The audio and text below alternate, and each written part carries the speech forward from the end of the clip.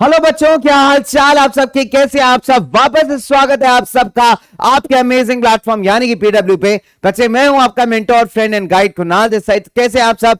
तो बच्चे आज दोबारा से हम लोग कुछ जबरदस्त करने वाले हैं, कुछ बहुत कम समय में एक बहुत ही मजेदार, एक बहुत ही इंपॉर्टेंट टॉपिक आपके ज्योग्राफी का कवर करेंगे, that is the manufacturing industries. तो भाई उम्मीद है कि इस नए साल में इस नए जोश के साथ आप बिल्कुल तैयार हो चुके होंगे, एकदम कमर कस चुके होंगे भाई, क्योंकि आपके बोर्ड एग्जामिनेशंस का डेट शीट भी आ चुका है। और साथ ही साथ अगर मैं बात करूं तो भाई वो समय भी आ चुका है कि अब फाइनली यह लास्ट लेग प्रिपरेशन को कर लिया जाए। ठीक है, चलिए इसी सिलसिले में हम स्टार्ट करते हैं हमारा आज का फर्स्ट टॉपिक, यानी कि आज का हमारा छोटा सा प्यारा सा section, that is manufacturing industries. ठीक है, चलिए तो अगर हम बात करते हैं बच्चे मैन्युफैक्चरिंग की, तो मैन्युफैक्चरिंग प्रोसेस क्या होता है। जब आप किसी भी रॉ मटेरियल को यानी कच्चे सामान को एक बेहतर यूजेबल प्रोडक्ट में कन्वर्ट करते हो, तो ये जो पूरा प्रोसेस आपका कहलाता है, this is called as the manufacturing process, right. तो अगर हम बात करें मैन्युफैक्चरिंग सेक्टर बच्चे अपने आप में भारत के लिए बहुत इंपॉर्टेंट है। आप कह सकते हैं एक तरीके से बच्चे मैन्युफैक्चरिंग सेक्टर सिर्फ हमारे एग्रीकल्चर को मॉडर्नाइज करने में हेल्प नहीं करता, बट साथ ही साथ हमारी इकोनॉमी को भी ग्रो करने में बच्चे मल्टीपल तरीके से काफी हेल्पफुल है। अगर हम बात करें कहीं ना कहीं बच्चे जो मैन्युफैक्चरिंग सेक्टर है वो बहुत सारे लोगों को एम्प्लॉयमेंट प्रोवाइड करता है, जिससे क्या होता है कि जो आपका प्राइमरी सेक्टर यानी एग्रीकल्चर, उसके ऊपर लोगों का डिपेंडेंस थोड़ा कम होता है। इसके अलावा अगर हम बात करें बच्चे इंडस्ट्रियल डेवलपमेंट किसी भी देश के लिए अनएम्प्लॉयमेंट को हटाने का, गरीबी को हटाने का एक बहुत ही इंपॉर्टेंट इंस्ट्रूमेंट है। क्योंकि अगर आप देखेंगे बच्चे ज्यादा से ज्यादा इंडस्ट्रीज होंगी, इसका मतलब है ज्यादा से ज्यादा लोग एम्प्लॉयड होंगे, यानी उनको काम मिलेगा। और जब लोगों को काम मिलेगा, उनके पास पैसा आएगा बच्चे, तो ऑटोमेटिकली क्या होगा बच्चे, उनकी जो गरीबी है वो ग्रेजुअली धीरे धीरे दूर होना स्टार्ट होगी, राइट। अगर हम बात करें बच्चे, ये मेजर फिलॉसफी यही था पब्लिक सेक्टर इंडस्ट्रीज और जॉइंट सेक्टर इंडस्ट्रीज को ओपन करने का। पब्लिक सेक्टर इंडस्ट्रीज बच्चे बहुत सिंपल वो इंडस्ट्रीज है जिनको आपकी सरकार चलाती है, राइट, यानी आपकी गवर्नमेंट कंपनीज। और जॉइंट सेक्टर इंडस्ट्री जनरली वो है जिनको पब्लिक और प्राइवेट दोनों मिलकर के चलाते हैं। तो बच्चे मेजर फिलॉसफी अगर आप देखिए आजादी के बाद यही था कि भाई इस तरीके के इंडस्ट्रीज, इस तरीके के सेक्टर को बूम किया जाए, जिससे कि हमारे देश में रोजगार बढ़े, कहीं ना कहीं जो पॉवर्टी वाले सिचुएशंस है बच्चे वो कम होना शुरू।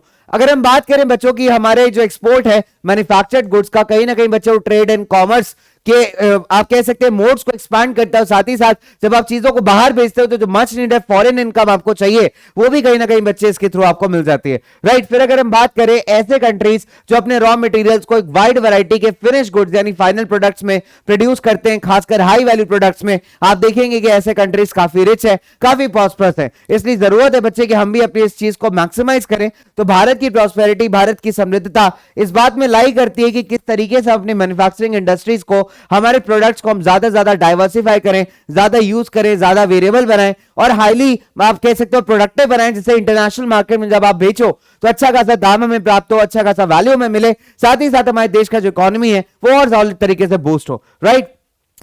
फिर अगर मैं बात करूं बच्चों relationship between agriculture and industry का, अच्छा क्वेश्चन है, 3 नंबर में कई बार पूछ सकता है। ठीक है, देखिए एग्रीकल्चर और इंडस्ट्री जो है एक दूसरे से अलग अलग नहीं है बच्चे, एक दूसरे से इंक्लूसिव है। क्योंकि अगर आप देखोगे एग्रीकल्चर में बहुत सारे ऐसे टूल्स एंड इंप्लीमेंट्स होते हैं, ट्रैक्टर्स हो गया या फिर फर्टिलाइजर्स हो गए या फिर मॉडर्न क्वालिटी HYV सीड्स हो गए या फिर मैन्योर्स हो गए, ठीक है, इस तरीके की जितनी भी चीजें, या फिर इरिगेशन करने के लिए पंप्स हो गए, ये सारी चीजें कहां बनती है, सारी चीजें बनती हैं आपकी इंडस्ट्रीज के अंदर। सिमिलरली बहुत सारी ऐसी इंडस्ट्रीज है जो हमारी एग्रीकल्चर प्रोडक्ट्स पर डिपेंड करती हैं, जिसको आप एग्रो बेस्ड इंडस्ट्रीज भी कहते हैं, जैसे कॉटन इंडस्ट्री हो गया, जूट इंडस्ट्री हो गया। तो ये सब किस पर निर्भर है, ये डिपेंड करते हैं आपके एग्रीकल्चर पे। जब वहां से इनको रॉ मटेरियल मिलता है उसके बाद ये चीजों को आगे प्रोसेस कर पाते हैं, आगे ट्रांसफर कर पाते हैं, राइट बच्चों। तो कहीं ना कहीं अगर आप देखोगे तो जो डेवलपमेंट हुआ है पिछले कुछ सालों में मैन्युफैक्चरिंग इंडस्ट्री का, उसने ना ही सिर्फ एग्रीकल्चर को बूस्ट किया है, बट साथ ही साथ एग्रीकल्चर को मॉडर्नाइज करने में बहुत ज्यादा मदद की है, राइट। फिर अगर मैं बात करूं बच्चों आपसे कि कंट्रीब्यूशन भारत की इकोनॉमी में इंडस्ट्रीज का कंट्रीब्यूशन क्या रहा है, अगर लास्ट 2 डेकेड्स में देखेंगे तो जो मैन्युफैक्चरिंग सेक्टर है उसका शेयर करीब 17% पे आके थोड़ा सा रुक सा गया है out of the total 27%। Total manufacturing sector budget, total manufacturing industries 27% GDP का कंट्रीब्यूट करते हैं, जिसमें से 17% जो अगर मैं बात करूं सिर्फ मैन्युफैक्चरिंग सेक्टर का है, और बाकी 10% जो बचा हुआ है बच्चे आपका माइनिंग सेक्टर है, इलेक्ट्रिसिटी हो गया, गैस सेक्टर्स हो गए, ठीक है। तो इस तरीके के प्रोडक्ट्स जो प्रोड्यूस करते हैं तो लेकिन कंपैरेटिवली अगर इसको कंपेयर करोगे आप बाकी ईस्ट एशियन कंट्रीज से, तो उसके वहां पे जो मैन्युफैक्चरिंग सेक्टर का टोटल एग्रीगेट है बच्चों कितना है, 25 से 35%, तो उसके कंपैरिजन में तो कम है, लेकिन फिर भी आप देखेंगे धीरे धीरे ग्रोथ रेट इंप्रूव हो रहा है। खासकर अगर लास्ट डेकेड में देखें तो ग्रोथ रेट बच्चे 7% पर एनम से चीजें ग्रो कर रही हैं। हालांकि डिजायर्ड ग्रोथ रेट वो है जो अपना दैट इज 12% पर एनम, लेकिन आप देखेंगे कि ग्रेजुअली बच्चों हम लोग 7% से बढ़ के 12% पे कहीं ना कहीं पहुंच जाएंगे, but this is only going to happen जब इस सेक्टर को पर्टिकुलर तरीके से बूस्ट मिलेगा। फिर अगर हम बात करें थोड़ा सा और बच्चों, 2003 से मैन्युफैक्चरिंग सेक्टर ने 9 से 10% पर एनम पे ग्रो करना स्टार्ट किया है, और अगर प्रॉपर पॉलिसी लगाई जाए, गवर्नमेंट की पॉलिसीज बढ़िया हो, और साथ ही साथ बहुत सारे प्राइवेट इंडिविजुअल्स अगर हम बात करें वो भी अपना बच्चे यहाँ पे कॉन्ट्रीब्यूशन देते रहे, तो आप देखोगे कि जो डिजायर्ड अमाउंट ऑफ ग्रोथ है 12% पर एनम की, उसको भी हम लोग बहुत जल्दी अचीव कर लेंगे। ठीक है, तो इस ऑब्जेक्टिव के साथ भाई एनएमसीसी का फॉर्मेशन किया गया था, नेशनल मैन्युफैक्चरिंग कॉम्पिटिटिव काउंसिल। ठीक है, जिसका सेम ऑब्जेक्टिव था, और ऑब्जेक्टिव बहुत कॉमन था कि भाई अपने मैन्युफैक्चरिंग सेक्टर को बूस्ट प्रोवाइड की जाए, बेहतर पॉलिसीज लाई जाए जिससे लोगों का इन्वेस्टमेंट इस क्षेत्र में बढ़े, और जो हमारा ग्रोथ रेट होना चाहिए desired growth rate 12% per annum का, उसको कहीं ना कहीं अचीव कर पाए। फिर अगर हम बात करें बच्चों इंडस्ट्रियल लोकेशन की, देखिए अगर बहुत सिंपल सा लॉजिक है, किसी भी इंडस्ट्री की लोकेशन जो है बच्चे बहुत सारे फैक्टर्स पर डिपेंड करती है। ठीक है, कौन कौन से मेजर फैक्टर्स है आपके, रॉ मटेरियल हो गया, लेबर हो गया, कैपिटल हो गया, आपका पावर अवेलेबिलिटी हो गया, और मार्केट हो गया। देखिए बहुत सिंपल सी बात है, जहां पे कच्चा सामान आसानी से मिल जाए, जहां पे लेबर आसानी से मिल जाए, पास में एक मार्केट हो, ठीक है, और सारे ट्रांसपोर्टेशन फैसिलिटीज हो, इंफ्रास्ट्रक्चर बढ़िया हो, वहां पे इंडस्ट्री खोलना सबसे बेस्ट है, क्योंकि आपको रॉ मटेरियल में लाने में, ट्रांसपोर्ट करने में कम टाइम लगेगा, कम समय लगेगा, कॉस्ट प्रोडक्शन कम होगा बच्चे। ठीक है, लेबर सस्ती मिल जाएगी तो भी कॉस्ट प्रोडक्शन पे इंपैक्ट पड़ेगा। तो जो फाइनल प्रोडक्ट है उसके लिए अगर मार्केट अवेलेबल होगा तो आप जल्दी से बना करके प्रोडक्ट को बेच पाओगे, right. So that is the ideal things for an industrial location. जब भी कभी भी एक इंडस्ट्रियल एक्टिविटी स्टार्ट होता है बच्चे, it is always followed by an urbanisation process. ठीक है, सिटीज की अगर हम बात करें, सिटीज बहुत सारी आपको सर्विसेज प्रोवाइड करती है, जैसे लेबर हो गया, आपका इंश्योरेंस सेक्टर हो गया, बैंकिंग हो गया, ट्रांसपोर्टेशन हो गया, फाइनेंशियल हेल्प चाहिए, आपको लोन चाहिए, कौन प्रोवाइड करेगा, आपके शहर में सिचुएटेड जो बैंक्स होते हैं, फाइनेंशियल सेंटर्स होते हैं। तो कई बार क्या होता है, इंडस्ट्रीज जो है बच्चे, ये सारे जो बेनिफिट्स आपके अर्बन सेंटर्स प्रोवाइड कर रहे हैं, इनको यूज करने के लिए एक साथ आते हैं, तो ऐसे सेंटर्स को हम कहते हैं एग्लोमेरेशन इकोनॉमीज। क्या बोलते हैं बच्चे इसको हम, एग्लोमेरेशन इकोनॉमीज। एक मार्क्स में अच्छा क्वेश्चन है। ठीक है, कैसे आप डिफाइन करोगे, आप लिखोगे कि many industries they tend to come together to make use of the advantages offered by these urban centres. Urban centres here means the urban cities, तो इसको हम कहते हैं एग्लोमेरेशन इकोनॉमीज। ठीक है, आगे बात करें बच्चों आपसे, चलिए आइडियल लोकेशन ऑफ, अगर आप आइडियल लोकेशन की बात करेंगे इंडस्ट्री के, आपके एनसीईआरटी का ही ये बहुत सिंपल सी बात है बच्चे, रोड मैप है। अगर हम बात करेंगे तो पहली बात तो cost of obtaining raw materials at site, ये थोड़ा सा लो होना चाहिए। ठीक है, उसके बाद अगर हम करें बच्चे, जो कॉस्ट ऑफ प्रोडक्शन है कंपैरेटिवली ये भी आपका लो होना चाहिए, तभी आप प्रॉफिट अर्न आउट कर पाओगे। ठीक है, फिर अगर बात करें बच्चों, जो डिस्ट्रीब्यूशन है, जो आपने प्रोड्यूस किया है, उसका एक प्रॉपर मीडियम होना चाहिए, प्रॉपर चैनल होना चाहिए, ताकि आप जो भी फाइनल प्रोडक्ट्स बना रहे हैं उसको आप मार्केट तक रीच आउट कर पाए, right. So these are the various factors that are responsible for the industrial location. Industry market का अगर लिंकेज अगर आप देखेंगे बच्चे, तो बहुत सिंपल सी बात है, जो इनपुट जाता है वही वापस आता है। आप रॉ मटेरियल्स की बात करिए, बाकी फैक्टर्स ऑफ प्रोडक्शन की बात करिए, ये आपके इनपुट है बच्चे। ठीक है, इसको लेकर के आप क्या आ जाओगे, आप फैक्ट्री जाओगे, फैक्ट्री में क्या करोगे, आप एक फाइनल प्रोडक्ट को प्रोड्यूस करोगे, उस फाइनल प्रोडक्ट को अगेन ट्रांसपोर्टेशन का यूज करके मार्केट में लेके आओगे, और मार्केट से आपको पैसा मिलेगा, वापस से इस पैसे को लगाओगे इनपुट्स में, और फिर यही प्रोसेस आपका रिपीट होगा। तो अब ये देख सकते हो कि बच्चे मार्केट में बेचने पे पैसा आता है, और मार्केट से आया हुआ जो पैसा है उसको आप दोबारा इनपुट करते हो, दोबारा इन्वेस्ट करते हो, उसके बाद आप फाइनली किसी चीज को प्रोड्यूस आउट कर पाते हो। तो एक तरीके से एक साइकिल बना हुआ है between the market and industry. फिर अगर हम लोग आगे बात करें बच्चों, लेट्स मूव फर्दर, तो हम लोग इंडस्ट्रीज को किस किस बेसिस पे क्लासिफाई करते हैं बच्चे, बहुत सिंपल सी बात है, हम क्लासिफाई करते हैं रॉ मटेरियल्स के बेसिस पे। तो रॉ मटेरियल्स की बात की जाए तो we are talking about agro based industries, जैसे सारी इंडस्ट्रीज जो एग्रीकल्चर प्रोडक्ट्स को as a raw material use करती हैं फाइनल प्रोडक्ट्स बनाने के लिए। मिनरल बेस्ड इंडस्ट्रीज क्या करती है बच्चे, मिनरल्स को as a raw material use करती है for making the further products. Iron, steel, cement, aluminium, machine, petrochemicals, ये काफी अच्छे एग्जाम्पल है आपके मिनरल बेस के। मेन रोल के बेसिस पे अगर हम बात करें तो आपकी बेसिक और की इंडस्ट्रीज हैं, हमारी सेकेंडरी इंडस्ट्री। देखिए बहुत सिंपल सी बात है, जैसे आयरन एंड स्टील हो गया, अब आयरन एंड स्टील क्या प्रोड्यूस कर रहा है, स्टील प्रोड्यूस कर रहा है। ठीक है, लोहे की कुछ चीजें प्रोड्यूस कर रहा है, बट वो किसी और इंडस्ट्री में भी यूज हो रही होगी, हो सकता है ऑटोमोबाइल इंडस्ट्री जहां पे कार बनती है, या फिर ऐसी जगह जहां पे मशीनरी बनती है, जेसीबी बनती है, ठीक है, आपकी और ऐसी बड़ी बड़ी मशीनें बनती हैं। तो क्या हो रहा है बच्चे, यहाँ पे जो बेसिक इंडस्ट्री है वो किसी और इंडस्ट्री के लिए रॉ मटेरियल बना रही है, राइट। तो भाई आयरन एंड स्टील क्या करेगी, पहले आयरन ओर से आयरन एंड स्टील को प्रोड्यूस करेगी, फिर वो as a raw material use होगा किसी और इंडस्ट्री के लिए। तो ऐसी इंडस्ट्रीज कहलाती हैं बच्चे आपकी बेसिक और द की इंडस्ट्रीज और प्राइमरी इंडस्ट्रीज। ठीक है, फिर कंज्यूमर इंडस्ट्रीज बच्चे वो होती हैं जो आपके डायरेक्ट सामान बनाती हैं कंज्यूमर्स के यूज के लिए। फॉर एग्जांपल शुगर इंडस्ट्री हो गया, आपका पेपर इंडस्ट्री हो गया, टूथपेस्ट बनाने वाली कंपनी हो गई। तो ये डायरेक्ट टूथपेस्ट, ऐसा नहीं कि टूथपेस्ट किसी और को सप्लाई होगा, तो टूथपेस्ट जो है बच्चे डायरेक्ट कंज्यूमर यूज कर सकता है। तो आपके डायरेक्ट यूजेज के लिए जो भी प्रोडक्ट्स बनाती है उनको हम कहते हैं कंज्यूमर इंडस्ट्रीज। फिर अगर हम बात करें बच्चे कैपिटल के इन्वेस्टमेंट पे, तो कैपिटल इन्वेस्टमेंट बेसिस पे अगर आप देखेंगे तो स्मॉल के केस में अगर आप देखोगे बच्चे, स्मॉल के केस में जो आपका इन्वेस्टमेंट होता है वो लेस देन 1 CR होता है। ठीक है, तो 1 करोड़ से कम का अगर इन्वेस्टमेंट है तो आ जाती है बच्चे आपकी स्मॉल स्केल इंडस्ट्रीज में। और वही अगर आपका मोर देन 1 CR है, ठीक है, 1 करोड़ से ज्यादा का अगर इन्वेस्टमेंट है बच्चे, तो ऐसे इंडस्ट्रीज को हम काउंट करते हैं in the large scale industries. ठीक है, less than 1 CR in the small scale, more than 1 CR in the large scale. ठीक है, फिर अगर मैं आगे बात करूं बच्चों आपको, let's talk about class further classifying the industries.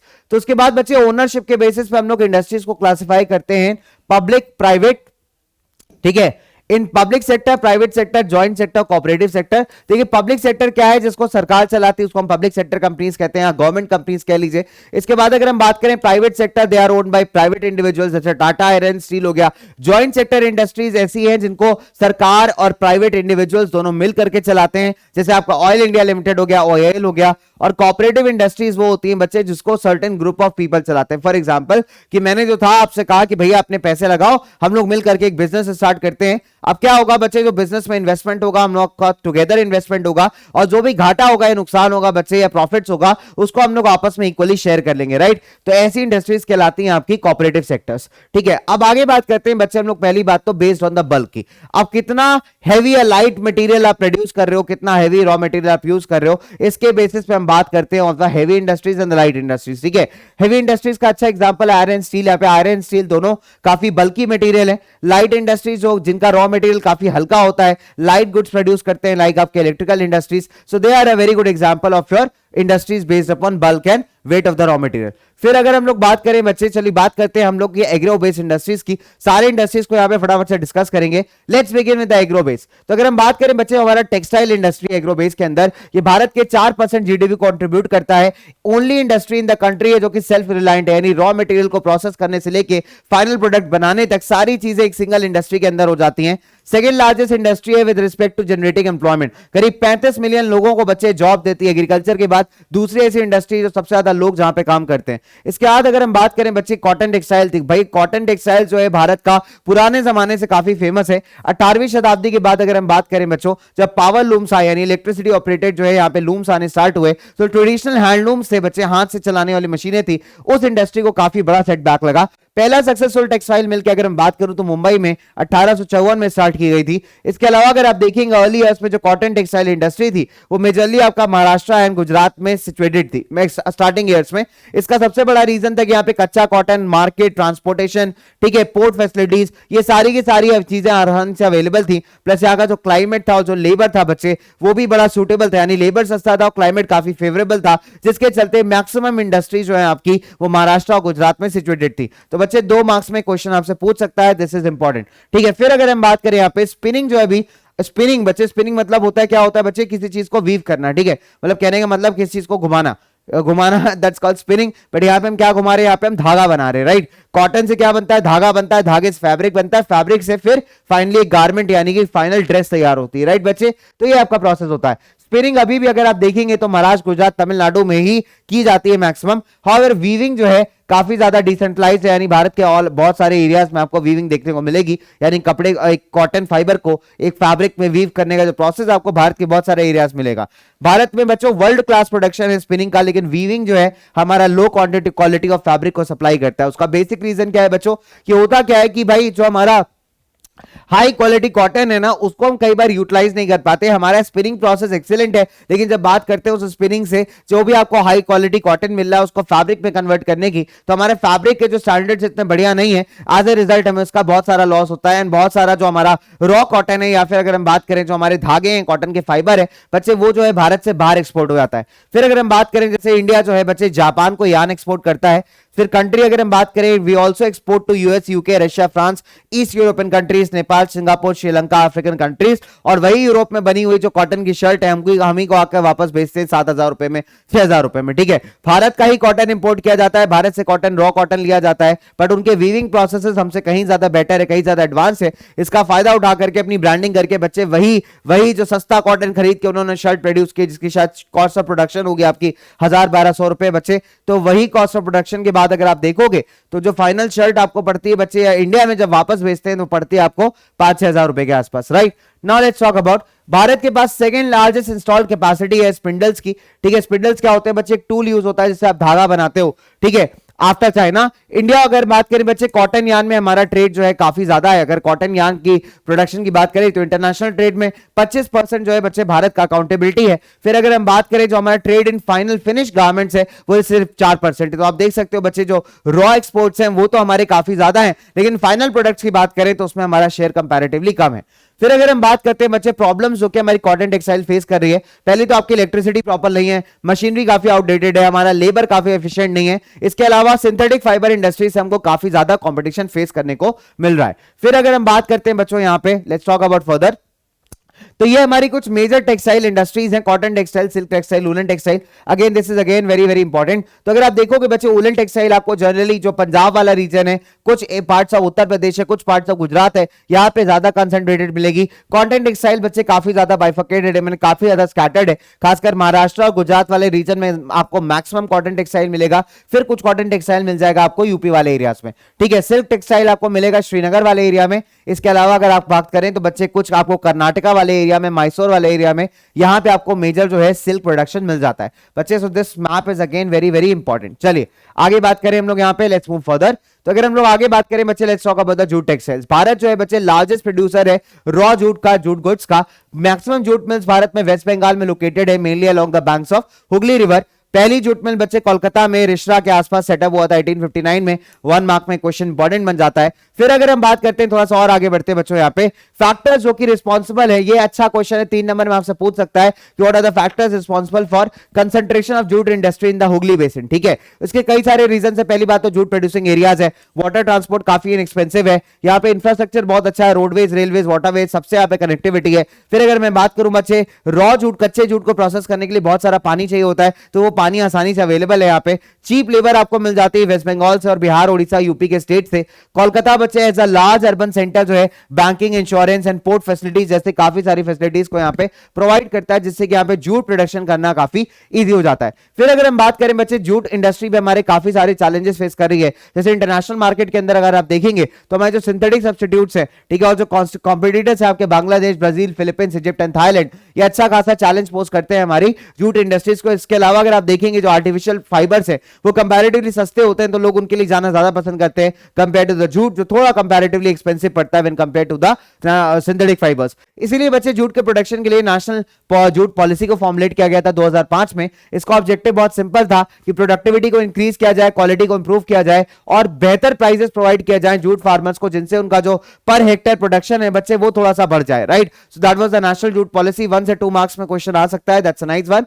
चलिए आगे बात करते हैं बच्चे शुगर इंडस्ट्री की। भारत जो है सेकंड लार्जेस्ट प्रोड्यूसर है शुगर का वर्ल्ड में after the end the first largest producer of गुड़ एंड खांडसारी। 2010-11 में अगर हम बात करें तो करीब 662 शुगर मिल्स थी भारत के अंदर, जो कि स्प्रेड है आपकी यूपी, बिहार, महाराष्ट्र, कर्नाटका, तमिलनाडु, आंध्र प्रदेश, गुजरात वाले में, along with Punjab, Haryana and Madhya Pradesh. 60% अगर आप जूट मिल्स की, शुगर मिल्स की अगर हम बात करेंगे तो 60% शुगर मिल्स आपकी सिचुएटेड है यूपी और बिहार में। फिर अगर हम बात करते हैं रीसेंट डील्स में, बहुत सारी ऐसी मिल्स हैं जो आपकी सदर्न स्टेट्स में, वेस्टर्न स्टेट में शिफ्ट हो रही हैं। ये क्वेश्चन आपसे 2 मार्क्स में पूछ सकता है, वेरी इंपॉर्टेंट वन है, पिछले साल आया भी हुआ है, पिछले कुछ सालों में आया हुआ है, ठीक है।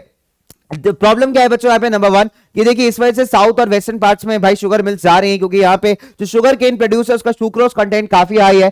कूलर क्लाइमेट का मतलब है कि काफी लंबा क्रशिंग सीजन है, तो शुगर मिल्स काफी टाइम तक फंक्शनल रह सकती हैं। और कोऑपरेटिव्स जो यहाँ पे वर्क करते हैं बच्चों काफी ज्यादा सक्सेसफुल है compare to the northern states, ठीक है।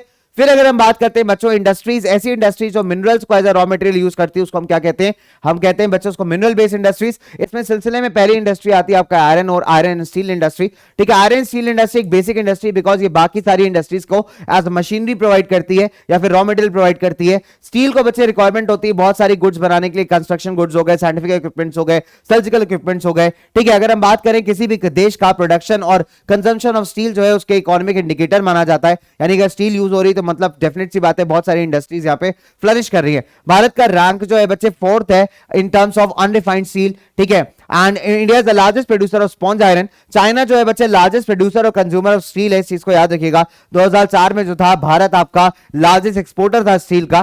फिर अगर हम बात करते हैं बच्चे iron and steel industry heavy industry because यहाँ पे सारे रॉ मटेरियल्स प्लस जो फिनिश गुड्स हैं काफी बल्की इन नेचर है, काफी हैवी इन नेचर है। छोटा नागपुर प्लेट्यू भारत के अंदर जो है बच्चे मैक्सिमम इंडस्ट्रीज को हाउस करता है आयरन स्टील। फिर अगर हम लोग यहाँ पे बात करें भारत जो है इतना बढ़िया परफॉर्म क्यों नहीं कर पाया है अभी भी आयरन स्टील इंडस्ट्री के अंदर, उसका रीजन है कि बच्चे जो हाई कॉस्ट है और साथ ही साथ जो कुकिंग कोल आपको चाहिए होता है आयरन फर्नेसेस के अंदर वो काफी कम है। प्रोडक्ट लोअर, भाई हमारा लेबर एफिशिएंट नहीं है, पावर सप्लाई प्रॉपर नहीं है और साथ ही साथ इंफ्रास्ट्रक्चर भी यहाँ पे पुअर है, जिसके चलते अगर आप देखोगे तो भारत इतना अच्छा परफॉर्म नहीं कर पाए with respect to iron steel. फिर अगर हम बात करते हैं बच्चे लिबरलाइजेशन और फॉरेन डायरेक्ट इन्वेस्टमेंट यानी एफडीआई, जब बाहर की कंपनीज में भारत के आयरन स्टील सेक्टर में इन्वेस्ट किया है उसने काफी हद तक फर्क तो डाला है, बट फिर भी अभी we are far behind from achieving what we can achieve, right. फिर अगर हम बात करें मैन्युफैक्चरिंग ऑफ स्टील की तो स्टील मैन्युफैक्चरिंग का अच्छा क्वेश्चन है बच्चे, आपको कई बार 1 मार्क या 2 मार्क्स में दे सकता है fill in the blanks type में। ठीक है, तो बहुत सिंपल सी बात है, पे रॉ मटेरियल को प्लांट पे लेके आते हो, आयरन ओर को मेल्ट किया जाता है, इसमें लाइमस्टोन ऐड किया जाता है। लाइमस्टोन क्या करेगा, इसकी जितनी गंदगी है, इसकी जितनी इंप्योरिटीज उसको ऊपर लेके आ जाएगा, वो फ्लक्स के फॉर्म में जो है मतलब इट्स अ फ्लक्सिंग एजेंट, तो स्लैग के फॉर्म में तैरना स्टार्ट हो जाती है। स्लैग को हटाया जाता है, जो भी आयरन और बचता है उसको कलेक्ट किया जाता है इन मोल्ड्स। मोल्ड्स क्या होता है, सांचे होते हैं। तो ठीक है, जहां पे जो भी आयरन और कलेक्ट किया जाता है इसको हम कहते हैं पिग आयरन। फिर पिग आयरन को फर्दर प्यूरिफाई किया जाता है, उसको मेल्ट करके ऑक्सीडाइज करके। ठीक है, फिर इसमें मैंगनीज निकल क्रोमियम ऐड किया जाता है, तो आपका बन जाता है स्टील। इसके बाद इसको शेप दिया जाता है जिस हिसाब से जो भी रिक्वायरमेंट है। ठीक है, so this is how the steel is manufactured. Now आप स्टील प्रोडक्शन अगर देखेंगे बच्चे इंडिया और चाइना का अगर आप कंपेयर करेंगे 2005 से लेकर 2011 के बीच, तो इंडिया में आप देखोगे बहुत ग्रेजुअल इंक्रीज हुआ, लेकिन चाइना का जो ग्रोथ है 2005 में 355.7 मिलियन टन के आसपास इसने स्टील प्रोड्यूस किया था, और वो डबल मतलब ऑलमोस्ट 6 सालों में आप देख सकते हो कि भाई डबल हो गया, 683.2 मिलियन टन हो गया। अभी आप 2019 का डेटा देखो तो बच्चे और ज्यादा है। तो कंपैरेटिवली आप देख सकते हो भाई चाइना से स्टील प्रोडक्शन में काफी पीछे, चाइना काफी एक्सपोनेंशियली ग्रो किया है with terms of steel production. However अगर प्रॉपर प्रैक्टिसेस को अप्लाई किया जाए, प्रॉपर पॉलिसीज फॉलो किया जाए, सब चीजों को इंप्रूव किया जाए, तो we can produce much more than that, right. फिर अगर हम बात करें सेकंड इंपॉर्टेंट इंडस्ट्री इंडिया में है, दैट इज एल्यूमिनियम स्मेल्टिंग। ठीक है, रॉ मटेरियल जो कि एल्यूमिनियम स्मेल्टर में यूज किया जाता है वो आपका बॉक्साइट। बॉक्साइट वो ओर है जिससे आप जनरली एल्यूमिनियम को निकालते हैं। ठीक है, सो इट्स अ बल्कि डार्क रेडिश कलर्ड रॉक। ठीक है, एल्यूमिनियम की बच्चे प्रॉपर्टीज की अगर हम बात करें, प्रॉपर्टीज के एल्यूमिनियम की, तो एल्यूमिनियम एक लाइट वेट मेटल है, गुड कंडक्टर हीट इलेक्ट्रिसिटी का। ठीक है, काफी स्ट्रॉन्ग हो जाता है जब इसको आप अदर मेटल्स के साथ में आप मिक्स करते हैं। साथ ही साथ बच्चे करोजन के लिए अगेंस्ट रेजिस्टेंट है। आप एयरक्राफ्ट की बात करिए, बर्तन की बात करिए, वायर्स बनाने की बात करिए, ऐसी सारी चीजों में आप देखेंगे एल्यूमिनियम का यूज किया जाता है, राइट। तो बच्चे इसको बहुत ज्यादा पॉपुलैरिटी मिली as a substitute of steel, copper, zinc in a number of industries, right. Major area जो आपके एल्यूमिनियम प्रोड्यूस करते हैं that is Odisha, West Bengal, Kerala, UP, Chhattisgarh, Maharashtra and Tamil Nadu. So these are the major producing areas of iron this thing aluminium. Now let's move further, आगे बात करते हैं बच्चे। तो आप एल्यूमिनियम प्रोडक्शन देख सकते हैं कि 4 से 6 टन बॉक्साइट को कन्वर्ट किया जाता है 2 टन एल्यूमिना में, और इस 2 टन एल्यूमिना से फाइनली आपको मिलता है आपका 1 टन एल्यूमिनियम। ठीक है, तो बॉक्साइट बच्चे रॉ मटेरियल है, बॉक्साइट को लेकर के आते हैं, उसको क्रश किया जाता है, एल्यूमिना इससे निकाला जाता है, उसके बाद इसको एल्यूमिनियम रिफाइनरी में भेजा जाता है बच्चों। ठीक है, फिर बहुत सिंपल सी बात है, जो आपका बल्क ऑफ ओर है, जो मैक्सिमम ओर है, वो आयरन स्मेल्टर या स्मेल्टिंग, जहां पे मेल्टिंग की जाती है बच्चे, गलाया जाता है मेटल को, उस साइड पे भेज दिया जाता है। कैल्सिनेटेड पेट्रोलियम जो है ये वाला बच्चे जितना भी सेगमेंट है that goes to a refinery. ठीक है, और फिर फाइनली अगर आप देखोगे बच्चे एल्यूमिनियम स्मेल्टर के अंदर एक मोल्टन मेटल को हम लोग यूज करते हैं, इसको क्रायोलाइट बोलते हैं। तो मोल्टन मेटल को एज एन इलेक्ट्रोलाइट यहाँ पे यूज किया जाता है। ठीक है, then further it is refined and then we obtain aluminium. तो कुल मिलाकर के पहले आप एल्यूमिना निकालोगे, एल्यूमिना से फिर आप एल्यूमिनियम निकालोगे, तो ये आपका टोटल प्रोसेस है। ठीक है बच्चे, टेबल से इंपॉर्टेंट है with respect to the questions, जहां पे आपको टेबल फिलिंग के लिए ऑप्शंस दे सकता है, तो 1 मार्कर्स में इस चीज को इंपॉर्टेंट याद रखिए। ठीक है, केमिकल इंडस्ट्री की बात करें बच्चे, केमिकल इंडस्ट्री काफी तेजी से ग्रो कर रही है भारत के अंदर। अगर आप देखोगे भारत की जीडीपी का 3% जो है आपका केमिकल इंडस्ट्री कहीं ना कहीं कंट्रीब्यूट करता है। भारत में 3rd लार्जेस्ट इंडस्ट्री है बच्चे एशिया के अंदर, और 12वीं largest in terms of size. फिर अगर हम बात करें, इसमें दोनों लार्ज स्केल और small scale manufacturing units exist करती है। ठीक है, ऑर्गेनिक और इनऑर्गेनिक दो तरीके के केमिकल्स हम प्रोड्यूस करते हैं। ऑर्गेनिक केमिकल्स में आपके सारे पेट्रोकेमिकल्स आ जाते हैं, यानी ऐसे केमिकल्स जिसको आप synthetic fibre, synthetic rubber, plastic वगैरह बनाने के लिए यूज करते हो। और इनऑर्गेनिक केमिकल्स में बच्चे आपके सल्फ्यूरिक एसिड आ जाता है। सल्फ्यूरिक एसिड के अलावा आप इसको सल्फ्यूरिक एसिड का यूटिलाइजेशन करते हैं फर्टिलाइजर्स बनाने के लिए, फाइबर्स बनाने के लिए, प्लास्टिक, पेंट, डाई बनाने के लिए। Nitric acid, alkali, soda ash का हम यूज करते हैं ग्लास बनाने के लिए, सोप बनाने के लिए, पेपर बनाने के लिए, कॉस्टिक सोडा। तो बच्चे इनऑर्गेनिक केमिकल्स है। तो ऑर्गेनिक और इनऑर्गेनिक दोनों तरीके के केमिकल्स हम लोग यहाँ पे यूटिलाइज करते हैं। ठीक है, अगर आप मेजरली देखेंगे फर्टिलाइजर इंडस्ट्री, बच्चे अनदर इंपॉर्टेंट इंडस्ट्री भारत में। ठीक है, फर्टिलाइजर इंडस्ट्री मेनली क्या क्या प्रोड्यूस करती है भारत के अंदर? Nitrogenous fertiliser, phosphatic fertilisers, ammonium phosphate और कॉम्प्लेक्स फर्टिलाइजर, जो कि कॉम्बिनेशन है आपका नाइट्रोजन, फॉस्फेट और पोटाश का। तो ये मेजर टाइप्स ऑफ फर्टिलाइजर्स हैं जो भारत में प्रोड्यूस होते हैं। अगर हम बात देखेंगे बच्चे, इंडिया जो है थर्ड लार्जेस्ट प्रोड्यूसर है आपका नाइट्रोजनस फर्टिलाइजर्स का। फिर अगर आप बात करोगे भारत में फर्टिलाइजर यूनिट्स की, ठीक है, तो 57 फर्टिलाइजर यूनिट्स है जो नाइट्रोजनस और कॉम्प्लेक्स नाइट्रोजनस फर्टिलाइजर्स बनाती है। 29 ऐसी जो यूरिया प्रोड्यूस करती है, 9 ऐसी जो अमोनियम सल्फेट प्रोड्यूस करती हैं। और इसके अलावा अगर हम बात करें 68 ऐसी हैं जो भाई सिंगल सुपर फॉस्फेट फर्टिलाइजर्स को बनाती है। मेजर इंडस्ट्रीज, मेजर एरिया जहां पे लोकेटेड है, that is Gujarat, Tamil Nadu, UP, Punjab, Kerala. इसके अलावा अगर हम बात करें आंध्रा, ओडिशा, राजस्थान, बिहार, महाराष्ट्र, आसाम, वेस्ट बंगाल, गोवा, दिल्ली, मध्य प्रदेश, कर्नाटका, ये मेजर इंडस्ट्रीज है बच्चे जहां पे फर्टिलाइजर यूनिट्स आपके सिचुएटेड हैं। फिर अगर हम बात करें बच्चे सीमेंट इंडस्ट्री की, तो सीमेंट यूज किया जाता है भाई, अंबुजा सीमेंट से बना है, याद है आपको टैगलाइन। सीमेंट यूज किया जाता है बच्चे कंस्ट्रक्शन पर्पसेस के लिए, चाहे वो ब्रिज हो, चाहे वो हाउस हो, मल्टीपल चीजों के लिए सीमेंट का यूटिलाइजेशन हम लोग करते हैं। ठीक है, तो बल्कि हेवी रॉ मटेरियल चाहिए होता है इसको, जैसे लाइमस्टोन हो गया, सिलिका हो गया, अलुमिना हो गया, जिप्सम हो गया। ठीक है, तो जनरली आपको most of the cement plants मिलने वाले हैं गुजरात के अंदर। फिर अगर मैं बात करूं, पहला सीमेंट प्लांट चेन्नई में सेटअप हुआ था 1904 में। 1 मार्क के लिए इंपॉर्टेंट क्वेश्चन है। ठीक है, अगर हम बात करें 1989 से जो डिस्ट्रीब्यूशन हुआ है, डिकंट्रोल हुआ है, लाइसेंसिंग को कम किया है। ठीक है, बहुत सारे ऐसे पॉलिसी रिफॉर्म्स है जिसने कहीं ना कहीं सीमेंट इंडस्ट्री को बहुत ज्यादा बूस्ट किया है in terms of capacity, process, technology और प्रोडक्शन।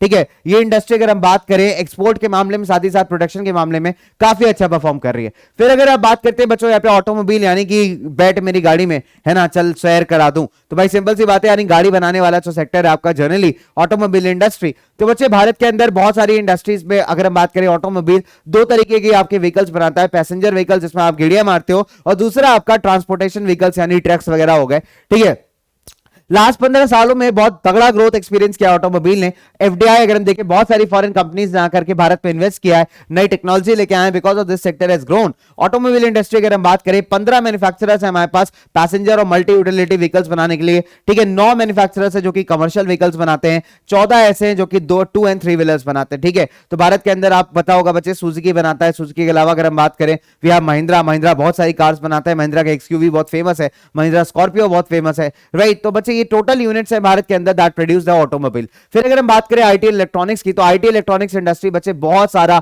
आपका वाइड रेंज ऑफ प्रोडक्ट्स को कवर करता है, राइट फ्रॉम टेलीविजन हो गया, पेजर्स हो गया, टेलीकॉम हो गया, टेलीफोन हो गया, टेलीफोन एक्सचेंज हो गया, कंप्यूटर्स हो गया। ठीक है, बहुत सारे ऐसे आपके इक्विपमेंट्स होते हैं जो कि टेलीकम्युनिकेशन इंडस्ट्री के अंदर यूज किए जाते हैं बच्चे। ऐसे इक्विपमेंट्स भी आपका इलेक्ट्रॉनिक इंडस्ट्री बनाता है। ठीक है, फिर आईटी इंडस्ट्री की बात करें तो बैंगलोर को हम जो है इलेक्ट्रॉनिक कैपिटल ऑफ इंडिया कहते हैं, सिलिकॉन वैली ऑफ इंडिया कहते हैं। इसके अलावा बच्चे अगर आप देखेंगे, जो मेजर आईटी पार्क्स हैं भारत के अंदर, ठीक है, इलेक्ट्रॉनिक सेक्टर्स हैं भारत के अंदर, कहां हैं? मुंबई, दिल्ली, हैदराबाद, पुणे, चेन्नई, कोलकाता, लखनऊ, कोयंबटूर। और मेजर सॉफ्टवेयर टेक्नोलॉजी पार्क्स की बात करोगे तो गुड़गांव, बेंगलुरु, नोएडा। ठीक है, ये मेजर सेंटर्स है बच्चे, हैदराबाद। ठीक है, ये मेजर सेंटर्स है जहां आपको मेजर सॉफ्टवेयर टेक्नोलॉजी पार्ट्स मिलेंगे। ठीक है, पार्क्स मिलेंगे। तो मेजर आईटी इंडस्ट्री कहां पे अवेलेबल है? बैंगलोर हो गया, नोएडा हो गया, मुंबई हो गया, चेन्नई हो गया, हैदराबाद हो गया और आपका पुणे हो गया। आईटी इंडस्ट्री अगर आप देखोगे तो बहुत नंबर ऑफ ग्रेजुएट्स को एम्प्लॉय करती है, मतलब आप कह सकते हैं अच्छे खासे एजुकेटेड लोग जो है हमारे आईटी इंडस्ट्री में काम करते हैं। इंडस्ट्री आप कह सकते हैं एक मेजर एक्सचेंज है आपका, मेजर फॉरेन एक्सचेंज अर्नर है। ठीक है, इन द लास्ट 2 और 3 years because of the fast growing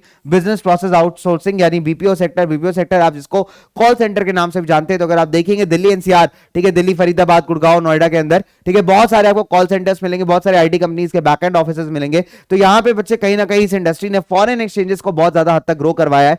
फिर अगर मैं आपसे बात करूं यहां पे इंडस्ट्रियल पोल्यूशन की, तो देखो इतनी सारी इंडस्ट्रीज की हमने बात कर ली, बट इंडस्ट्रीज जहां पे होंगी बच्चे वहां पोल्यूशन तो होगा। तो कौन कौन से टाइप ऑफ पोल्यूशन कॉज करती है हमारी इंडस्ट्रीज? एयर, वाटर, लैंड और नॉइस। तो अगर आप देखेंगे बच्चे, एयर पोल्यूशन अनडिजायरेबल गैसेस हो गई like sulphur dioxide, carbon monoxide, या फिर स्मोक हो गई जो आपके अलग अलग चिमनी से निकलती हैं, फैक्ट्रीज के जो बड़ी बड़ी चिमनीज होती हैं, ठीक है, पेपर फैक्ट्रीज हो गई, ब्रिक फैक्ट्रीज हो गई, राइट। फिर अगर हम बात करें बहुत सारे फॉसिल फ्यूल्स को जब आप बर्न करते हैं बहुत सारी फैक्ट्रीज के अंदर, तो उससे भी बहुत सारा पोल्यूशन प्रोड्यूस होता है भाई। फिर अगर हम बात करें इससे human health, animal, plants, buildings, हर एक चीज इफेक्ट होती है। फिर अगर आप देखोगे बच्चे water pollution it is caused by organic और इनऑर्गेनिक इंडस्ट्रियल वेस्ट। जब अनट्रीटेड वाटर को, केमिकलाइज वाटर को जब आप नदियों में रिलीज कर देते हो भाई, सिंपल सी बात है, वाटर बॉडीज में रिलीज कर देते हो बिना उनके केमिकल्स को ट्रीट किए, तो वाटर वहां पे पोल्यूट होता है। फ्लाई ऐश हो गया, फॉस्फोजिप्सम हो गया, आयरन स्टील स्लैग्स हो गए, ये मेजर सॉलिड वेस्ट हैं भारत के अंदर जो खासकर पानी को बहुत ज्यादा पोल्यूट करते हैं। फिर अगर हम बात करें थर्मल पोल्यूशन, जब गरम गरम पानी फैक्ट्री से, गरम गरम केमिकल टॉक्सिक पानी जब पानी जो है बच्चे वाटर बॉडी में रिलीज कर दिया जाता है, तो सडनली वाटर बॉडीज का टेम्परेचर बढ़ा देता है, जिससे एक्वाटिक लाइफ काफी ज्यादा हार्म होती है, एक्वाटिक इकोसिस्टम हार्म होता है बच्चे। This is called as thermal pollution. Noise pollution, जो आपकी इंडस्ट्रीज वगैरह इतना सारा कंस्ट्रक्शन एक्टिविटीज में आपने देखा होगा बच्चों, आपको इतनी सारी नॉइज सुनने को मिलती है, ठीक है, यानी कई बार ऐसा होता है कि जब आप बाहर चल रहे हो तो बहुत सारी कंस्ट्रक्शन चल रही, ची चाय ऐसे करके, है ना, कटिंग वटिंग का, तो बच्चे एक तरीके से अपने कानों को अच्छा तो नहीं लगता, तो दिस कॉजेज नॉइज पोल्यूशन, ठीक है। फिर अगर हम बात करें, हियरिंग इंपेयरमेंट हो सकता है, आपका हार्ट रेट बढ़ सकता है, खासकर जो हार्ट पेशेंट्स हैं या फिर जो लोग बीमार हैं, ब्लड प्रेशर वगैरह का जिनको इश्यूज है, उनके लिए काफी ज्यादा डेंजरस है बच्चे अपने आप में, ठीक है। फिर अगर हम बात करें बच्चों यहाँ पे कंजर्वेशन मेजर्स, क्या किया जा सकता है भाई, पानी का यूज जो है आप मिनिमाइज करिए बाय रिसाइकलिंग इट, ठीक है। रेन वाटर को हार्वेस्ट कर सकते हैं, रेन वाटर को आप यूटिलाइज कर सकते हैं अपने बहुत सारे वाटर नीड्स के लिए। हॉट वाटर को, एफ्लुएंट्स को, केमिकल्स को पहले ट्रीट करना चाहिए, साफ करने के बाद ही पानी रिलीज करना चाहिए, ठीक है। एयर पोल्यूशन के लिए अगर हम बात करें, स्मोक स्टैक्स लगाए जा सकते हैं फैक्ट्रीज में, इलेक्ट्रोस्टैटिक प्रेसिपिटेटर्स का यूज किया जा सकता है, फैब्रिक फिल्टर्स का यूज किया जा सकता है बच्चों। स्मोक को रिड्यूस किया जा सकता है बाय यूजिंग ऑयल और gas in place of coal. Coal ज्यादा प्रोड्यूस करता है इन कंपेयर टू, स्मोक ज्यादा प्रोड्यूस करेगा कोल आपका इन कंपैरिजन टू ऑयल और गैस। फिर अगर हम बात करें बच्चे मशीनरी एंड इक्विपमेंट्स को, आप साइलेंसर्स लगा सकते हैं, साइलेंसर्स लगा के यूज कर सकते हैं, नॉइस कम होगा, नॉइस अब्सॉर्बिंग मटेरियल को यूज किया जा सकता है, ठीक है। So this is some of the ways in which the pollution can be curbed और कंट्रोल। एनटीपीसी इसका बहुत अच्छा एग्जांपल प्रेजेंट करता है। अगर हम बात करें एनटीपीसी के अंदर बच्चे, नेशनल थर्मल पावर कॉर्पोरेशन, उसने कुछ स्टेप्स लिए जिससे पोल्यूशन काफी ज्यादा कॉम्बैट हुआ है। फॉर एग्जांपल इन्होंने क्या किया है कि लेटेस्ट टेक्निक्स को यूज किया है, अपग्रेड एक्जिस्टिंग इक्विपमेंट्स को काफी अपग्रेड किया है जिससे पोल्यूशन कंपैरेटिवली कम हो, वेस्ट जनरेशन को मिनिमाइज किया है, जो भी एश प्रोड्यूस करते हैं उसको अलग अलग तरीके से यूटिलाइज कर रहे हैं, ठीक है। ग्रीन बेल्ट्स इन्होंने बनाने स्टार्ट किए जिससे क्या हो कि इकोलॉजिकल एनवायरनमेंट काफी ज्यादा मेंटेन करे। इसके अलावा अगर आप देखेंगे बच्चों, सो इन्होंने एनवायरमेंटल पोल्यूशन को कई बार भाई कम करने का ट्राई किया है बाय रिसाइकलिंग सिस्टम, ठीक है, जो लिक्विड वेस्ट मैनेजमेंट है उसको इंप्रूव किया है, साथ ही साथ जो इतना भी एश वाटर है उसको इंप्रूव किया है। कहीं ना कहीं बच्चे जितना भी गंदगी है ना उसको रिसाइकल करके, रिचार्ज करके, रीयूज करने का ट्राई किया है। एंड इकोलॉजिकल मॉनिटरिंग, ठीक है, रिव्यूज लेना, साथ ही साथ एक proper planning, database management manage करना, ये सारे ऐसे एफर्ट्स है जो कहीं ना कहीं बच्चे एनटीपीसी ने इंप्लाई किए हैं and this has started show results, right. तो एक अच्छा एग्जांपल इसको अडॉप्ट किया जा सकता है इंडस्ट्रियल प्रैक्टिसेस के अंदर in order to get the desired results, right बच्चा। चलिए तो देखिए, बहुत छोटे से, बहुत कम से टाइम में हमने बहुत बड़ा सा चैप्टर यहां पे रिवाइज किया है। So this was just to give you guys a quick recall of what is manufacturing industry is all about. ठीक है बच्चा पार्टी, लेकिन इसका मतलब ये नहीं कि आप एनसीईआरटीज नहीं पढ़ेंगे। एनसीईआरटीज आपको पढ़नी है, इस टॉपिक को देखना है, रिवाइज करना है, बेसिक चीजों को जानना है, क्वेश्चंस को मैक्सिमम सॉल्व करना है, सैंपल पेपर्स लगाने स्टार्ट करिए, ठीक है। तो इसी के साथ बच्चों मेरी मुलाकात होगी आपसे अगले क्लास में। तब तक के लिए हंसते रहिए, मुस्कुराते रहिए, चुस्त रहिए, दुरुस्त रहिए, जबरदस्त रहिए और मिलकर करते हैं यार प्रिपरेशन अपनी बोर्ड एग्जामिनेशंस की। बाय बाय बच्चा पार्टी, टेक केयर, मिलता हूं आपसे नेक्स्ट वीडियो में।